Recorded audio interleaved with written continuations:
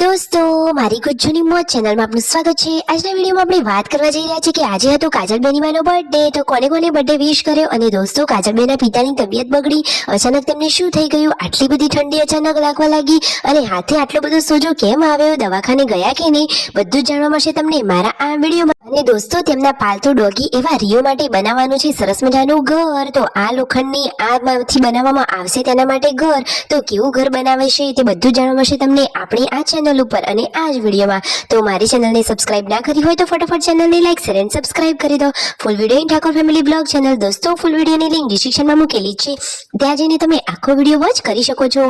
આવી ટૂંકી ટચુકડી live latest and trending માહિતી મેળવવા માટે મારી ચેનલને સબસ્ક્રાઇબ કરી દો।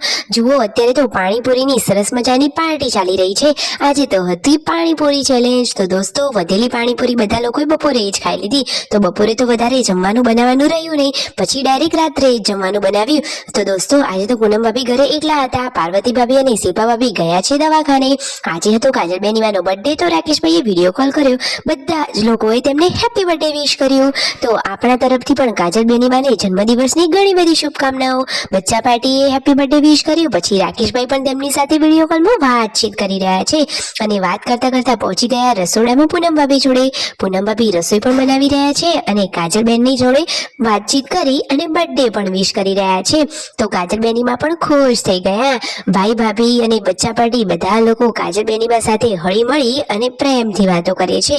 પછી તેમના મમ્મીએ પણ કાજલબેનીબાને હેપી બર્થડે વિશ કર્યું, તો કાજલબેને તેમને થેન્ક યુ કહ્યું। આ રીતે ફેમિલીના બધા જ લોકોએ વારા પરથી બર્થડે વિશ કર્યું। પછી તેમના પિતાએ તેમની સાથે વિડીયો કોલમાં વાત કરી કે શું કરો છો તે, પછી તેમના પપ્પાએ પણ કાજલબેનીબાને જન્મદિવસની શુભકામનાઓ પાઠવી। તો કાજલબેને તેમનો ખૂબ ખૂબ આભાર માન્યો અને જુઓ ફાઇનલી હવે રાતનું જમવાનું રેડી થઈ રહ્યું છે।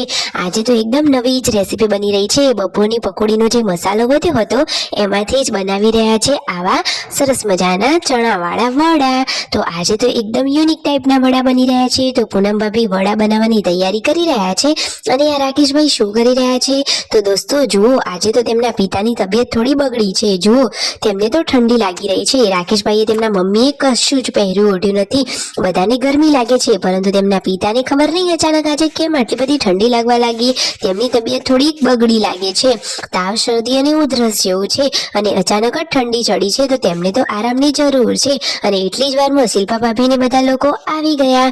રિયોની પણ તબિયત ઠીક નથી, તો એને પણ બોટલ ચડાવી છે, જુઓ તેમના પગે એને પાટો બાંધેલો છે અને કાલે એને ઘરે પણ બોટલ ચડાવવાની છે। Like share and subscribe.